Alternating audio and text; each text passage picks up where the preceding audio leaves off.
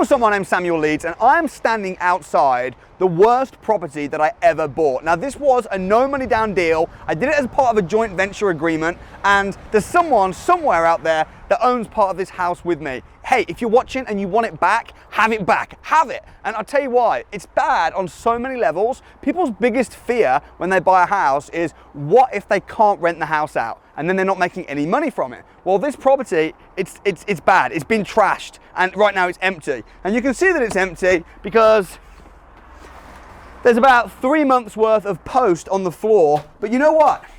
Whilst it's empty, which is a really bad thing, normally I would be absolutely devastated that I had an empty house. And this is how bad this has got. I'm actually glad that it's empty because previously to it being empty, there was a tenant in here that wasn't paying rent and they were wearing the house down. And there's only one thing worse than no tenant, and that's a bad tenant.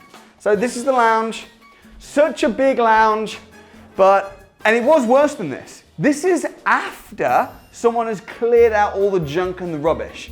And it's so shabby. It just needs a sense of life. All the things that people are like, what if this happens? What if that happens? All the things that could possibly go wrong has gone wrong with this house. So let's go and have a look around. So it's got 2 reception rooms. This second reception room can't be used as a bedroom. I know people say, but Samuel, you say if it's a second reception room, put a bed in it and rent it out as a bedroom and do it as a HMO. But it's not in the right area for HMOs. I remember when I first got this, I remember thinking about the garden. Well, because it's slabbed, it's going to be low maintenance because the grass won't be able to grow because there is no grass. Little did I know that the weeds would grow instead, and it does need maintenance after all.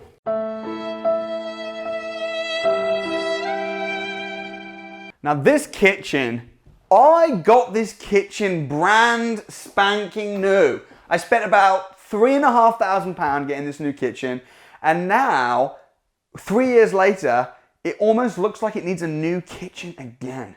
I don't think it does. I reckon maybe a real good scrub, but it's just depressing. You know, it's demoralizing. Imagine this, imagine you're a tenant and you leave the house. Would you really leave things like a dirty sock on the floor surrounded by mud that I hope is mud? This was a brand new oven like 3 years ago. It looked so good. It was so clean. Now I'm scared to even open the oven. I shouldn't be scared, should I? Should I be scared to open an oven? My oven? In my house? But I just know. Oh my goodness. How does this happen? I mean, it's like a volcano of grease. If someone said to me, Samuel, you've got 2 weeks and you need to make a nice clean oven look like this, I wouldn't know where to start. I'd be, how do you make an oven this disgusting? Like, how? How does this happen? I mean, maybe the sock was left on the floor in the dirt because they left in a hurry and they had kids and things. But the thing that just freaks me out is, like, why would someone climb up on a chair and remove and leave it like this dangerous with wires and like, why would you do this to my house? Who breaks a light switch like this? How does this happen? Tell me, bad tenants, how? The sock I understand, but this and this kind of stuff, I don't get that. Jeez. I get freaked out when my kids just draw on the wall a little bit. I'm like, oh my gosh, and I'll put it right immediately. The drawing on the wall, it looks like, oh, that's the best bit of wall in the house there.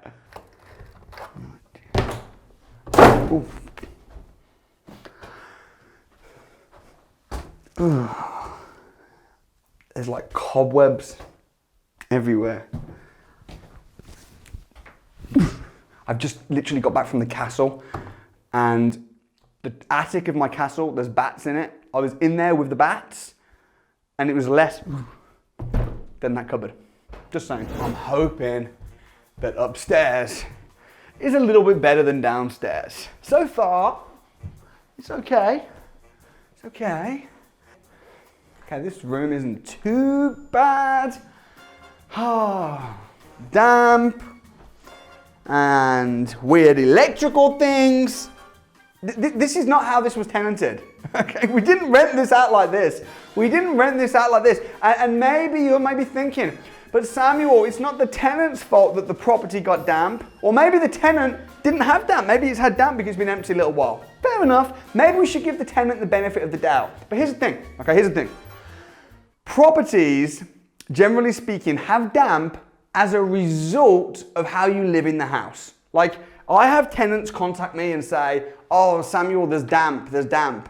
And I'll normally say to them things like, have you opened the windows when you're showering? And they're like, what? Have you? And I'll go through a few questions with them. One of the questions I ask them is, did your last house have damp? And they go, yeah, it did. I go, how about the house before? Yeah, it just seems that every one of my houses has damp. Do you think there's a common denominator here? Do you think it could be because of something you're doing? Now, maybe you think I'm being harsh. Maybe you think you're being too harsh.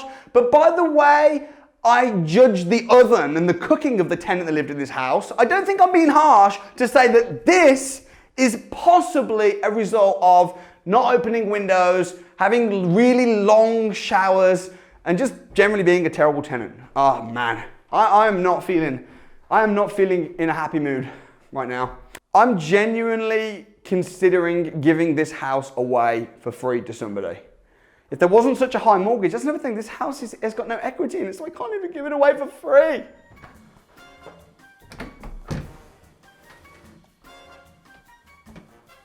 Probably the best room in the house. Based on how broken everything is in the house, I don't fancy risking this ladder working and me falling down and breaking my legs. So I'm not gonna go up there. Let's see the second bedroom. Okay, see, this isn't too bad. It's just filthy. It's just absolutely filthy. But I think with a good clean, this could be a very average room. I mean, the best thing about this room is the view. The view is fantastic. And the best part of the view is looking at my nice Range Rover parked outside. No, genuinely, the view is pretty good. The view's pretty good. Bedroom 3. Oh, geez. Okay, so more damp. Wallpaper's gonna need to come off completely, which probably means then we're gonna need to replaster. This is getting a little bit expensive. I would estimate this whole refurb would probably be at least £4,000, and that's gonna be not even to a super high standard. That would be my guess. Which takes away about, well, I would say it takes away about 10 years profit, but as I haven't made any profit over the last 10 years, it's worse than that. Okay, next. This is room number 4 / room number 3.5. Tiny little office room. But I mean, to be fair, it's a big house. I used to wonder why the insurance was so expensive on this house. It's because it's so big. So this room, yeah, same story, not great. Just the same shabby self as the rest of the house. And the bathroom.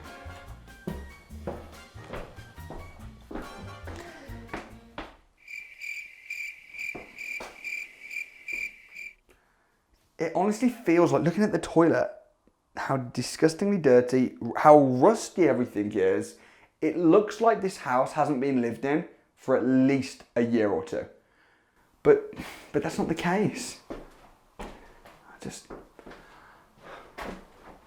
thing is, if this house had gone up in value like crazy, if this house was now worth 200,000, I bought it for around about 100,000, I probably wouldn't be so upset because I think at least it's gone up in value. But the thing is, I haven't got capital depreciation, and I can't really help that. You win some, you lose some. Maybe it will go up in the future. But what I can control is the fact that I'm here right now. See, you shouldn't have to be, that's people's biggest fear. What happens if I buy far away from home and I have to end up being there? But I'm here. But the reason I'm here, in fact, the reason for all of these things could be solved by one thing, and this is the lesson in this. This is the lesson for me, the lesson for you. Get a good letting agent. That's it. Because if there was a good letting agent, I wouldn't be here right now. I wouldn't be whinging doing this video because there'd be a tenant and it'd be nice. Also, if there was a good letting agent, I wouldn't have it trashed because a letting agent would check the property regularly and make sure that there was being inspections done. If there was a good letting agent on it, it would mean that there would be rent being paid because they'd vet the tenant and they'd ask the tenant the right questions, do the right checks. See, the letting agent I had on this, I've had previously, has been 35 minutes away from the house, so they're not so incentivized because it's a bit far for them. They've always taken quick, fast tenants rather than choosing quality tenants. So I've just been with a letting agent today. She reckons she can rent this thing out for about $525. Nice lady from Be My Home, I think the company was called. Seemed to have a lot of experience, located 5 minutes down the road. See, that's what you want. So my lesson is, and because I've not got lots of houses in this area, I wasn't really incentivized to spend time finding the right agent. But if you spend time finding the right agent, then they'll spend time finding the right tenants. And if you look after the agent, they'll look after the tenants. So my problem here has all been tenant related, and I haven't been dealing with the tenants, the agent has. So the key is to get a good tenant manager. And most of my properties are working like clockwork. This is not normal, but another thing is expect problems because you are going to have some bad houses. If you have lots of houses, it's not realistic to expect them all to be going like clockwork, making good money, going up in value. You're going to have some bad ones and you have to look at your portfolio as a whole. Anyway, that's it. I hope you enjoyed the video. I know I didn't enjoy making it. I've not enjoyed any of this, but if you want to learn more about property, then please do subscribe to the channel. If you want to see more videos, in fact, if you want to see the 5 top ways that I've lost money in property, it's a little bit of a negative video again, but you need to learn the negative as well as the positive so that you can make the right choices and make the right decisions in property. If you want to watch that video, check it out right here. That was cool. That was the best part of the video, right? Also, don't forget to subscribe, do that right here. Honestly, if you don't subscribe to the channel right now and turn the notification bell on right here, you're going to end up with houses just like this. So subscribe right now, otherwise you'll be doomed forever. See you next time.